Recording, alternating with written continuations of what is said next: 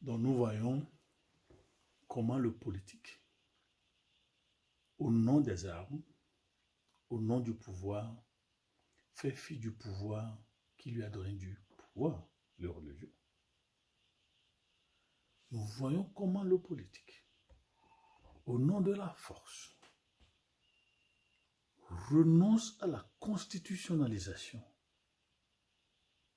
de sa constitution. On pense qu'on peut faire de l'Église ce qu'on veut. On pense qu'on peut intimider l'Église. On pense qu'on peut même tuer des pasteurs qui sont aussi des ministres. Le politique oublie que les représentants de l'Église sont aussi des ministres. En fait, le mot ministre était utilisé pour eux. Voilà ce qui se passe. La saülocratie. Et le pasteur dit, Excellence, Monsieur le Président, en vertu des pouvoirs que vous venez de me retirer, en vertu de ma nomination que vous venez de retirer, je voudrais que vous sachiez que je sais ce qui pourrait m'arriver avant d'arriver ici, c'est-à-dire vous allez me tuer. Mais, Monsieur le Président, de tout votre gouvernement là, ceux qui s'asseyent au Conseil des ministres là, qui est plus honoré que David? Autrement dit, quand vous dites, comment on dit ça, rapport du Conseil des ministres, qui est-ce que les gens veulent écouter? C'est dit David. Excellence, Monsieur le Président, dans votre gouvernement là, qui est plus honoré que David? Il a tué Goliath. Il jouait de la harpe pour vous. Vous voulez le tuer. Il n'a pas fait un coup d'État. Il n'a pas marginalisé votre ethnie. Au lieu de créer une guerre, il se cache plutôt. Comptez tous les services que vous lui avez demandés. Exécutez, espoir. Comptez tous les déploiements, les détachements opérationnels dirigés par David. Réussi. Excellence, Monsieur le Président. Dans tout ce qui vous entoure là, qui sont des menteurs, dans tout ce qui vous entoure là, qui vont tuer des gens que vous ne savez même pas.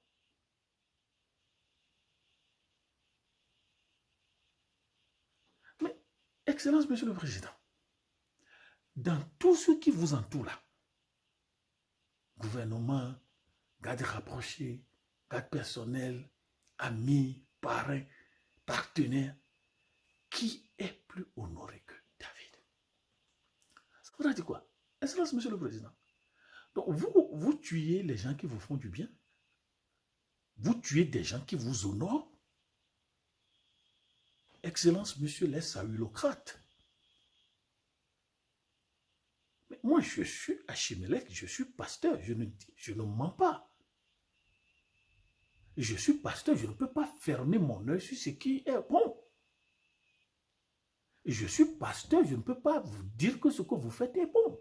J'ai la prérogative qui m'a été dévolue par le Seigneur des Seigneurs de dire les choses telles qu'elles sont. Excellence, Monsieur le Président, vous allez me tuer, d'accord. Vous allez me tuer, d'accord. Mais dans tout votre pays là, qui est plus honoré que David? Qui est plus dévoué que David? Et le chef de l'État doit comprendre. Le chef de l'État doit comprendre. Dévoué, on ne peut pas être dévoué sans être courageux. On ne peut pas être dévoué sans être obéissant. On ne peut pas être dévoué sans avoir de la bravoure.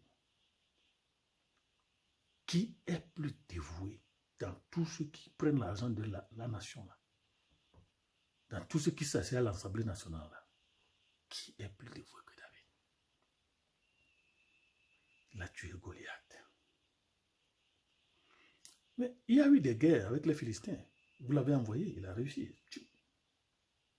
Mais vous-même, Excellence, Monsieur le Président, quand vous voulez lui donner votre fille comme piège, nous savons ça, la nation sait ça, la presse privée a publié ça.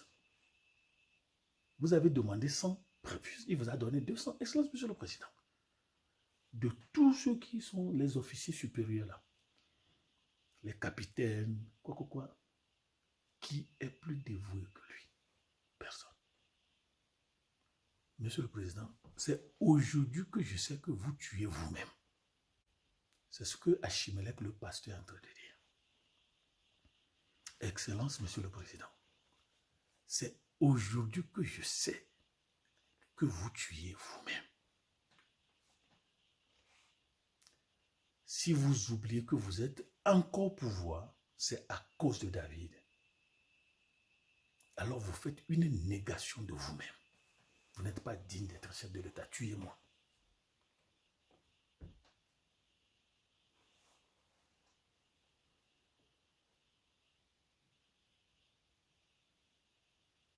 Excellence, Monsieur le chef de l'État, d'abord c'est un gendre. Il a épousé votre fille. C'est-à-dire, vous êtes un chef de l'État et vous voulez voir votre fille pleurer au nom du pouvoir. Un chef d'État qui ne se gêne même pas de voir son enfant pleurer, ne serait-ce que voir quelqu'un mourir. Le pasteur, comme Samuel a dit, lit le curriculum vitae de David au chef de l'État.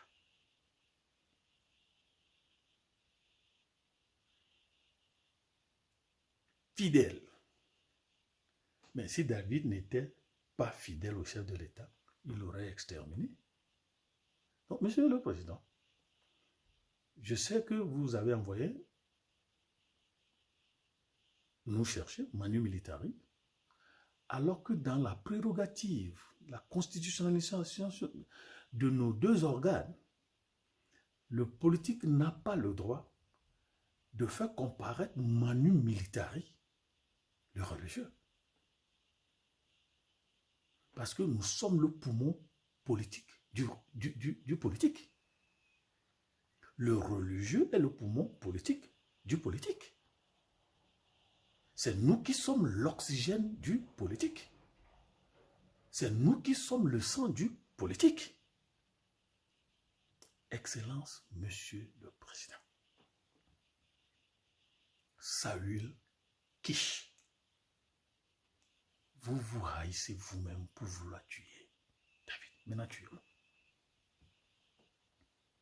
Ah bon, vous avez encore le courage de même parler devant moi. Vous savez qui je suis? Oui, je sais. C'est moi qui vous ai nommé. Mes amis, lisez la Bible là. Lisez la Bible. Vous voyez le même schéma comme Jésus devant Pilate. Et pas Jésus le réveille. Regardez-moi ça. Si vous lisez bien la Bible, Jésus a appelé Pilate le renard.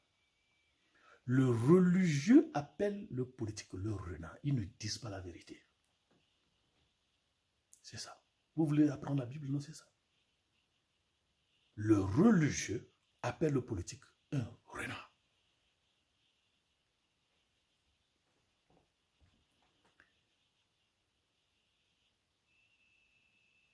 Achimelech et le chef de l'État dit, écoute, pasteur, le pasteur répond, Excellence, Monsieur le Président, est-ce aujourd'hui que j'ai commencé à consulter Dieu pour lui? Loin de moi. Que le roi ne mette rien à la charge de son serviteur, ni de personne de la maison de son père, car ton serviteur ne connaît de tout ceci aucune chose, petite ou grande.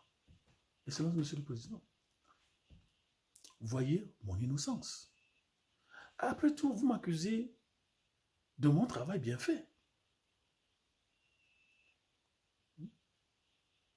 Vous m'accusez de quoi, Excellence, Monsieur le Président? Vous m'avez nommé ministre de l'Agriculture et de l'Élevage. On a fait l'intensification et l'intensification de l'agriculture, afin que nous ayons des biens en quantité, en qualité. Ça, c'est quelque chose que je copie du Togo. Mais vous m'accusez que nous avons la révolution verte et la revalorisation et l'intensification de l'agriculture, Monsieur le Président. Est-ce que c'est aujourd'hui que j'ai développé l'agriculture? Notre cheptel, l'élevage, tout ça. Vous m'accusez de mon succès exactement que vous le faites pour David. Donc c'est ça votre caractère. Excellence, Monsieur le Président. Vous tuez des gens qui sont bons. Vous tuez le bien. Ça, c'est votre portrait moral. Bon, si vous allez me tuer, qu'a fait la maison de mon père? Vous voyez, ça, c'était la criminologie antiquitéenne. Quand vous dérivez d'une famille et vous faites du mal, on pense que toute la famille est comme ça.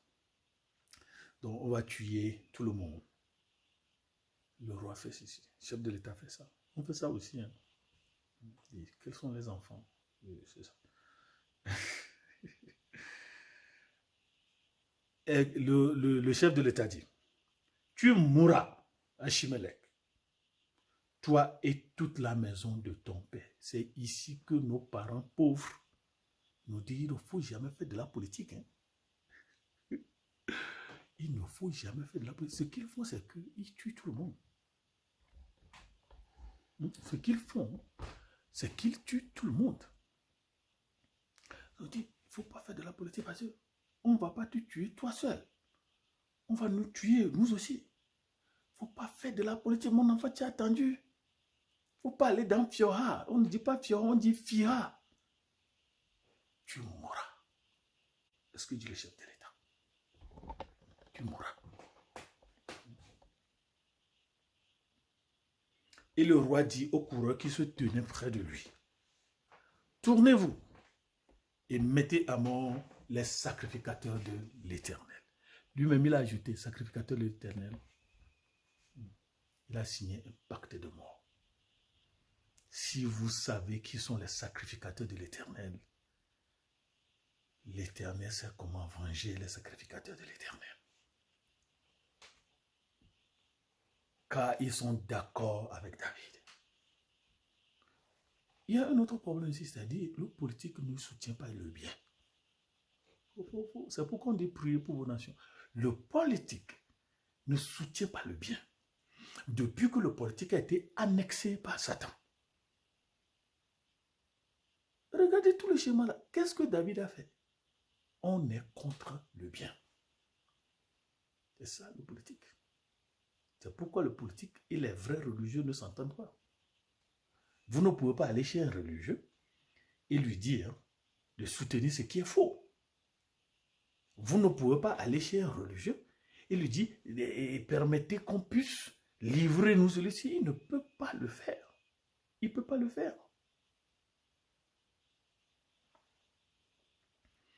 Ils ont bien su qu'ils s'enfuyaient et ils ne m'ont point averti. Mais les serviteurs du roi n'ont voulu pas avancer. Suivez. 1 Samuel 22, verset 17. Mais le pasteur n'est pas un service de renseignement. Le pasteur n'est pas un agent secret. Le pasteur n'a pas la prérogative de donner la géolocalisation des citoyens.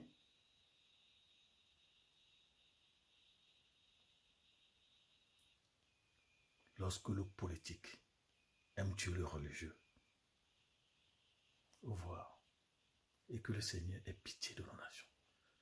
C'est comme ça que nous avons versé du sang innocent. Et nos territoires crient. Nos territoires crient. Il y a plusieurs Abel qui ont été tués, les Abel politiques, des innocents politiques, qui ont été tués parce qu'ils ont voulu faire du bien, parce qu'ils sont bons. Et leur sang crie vers l'Éternel. On ne peut pas être béni. Il ne faut pas que les gens vous trompent. On ne peut pas. Nous sommes des sabulocrates.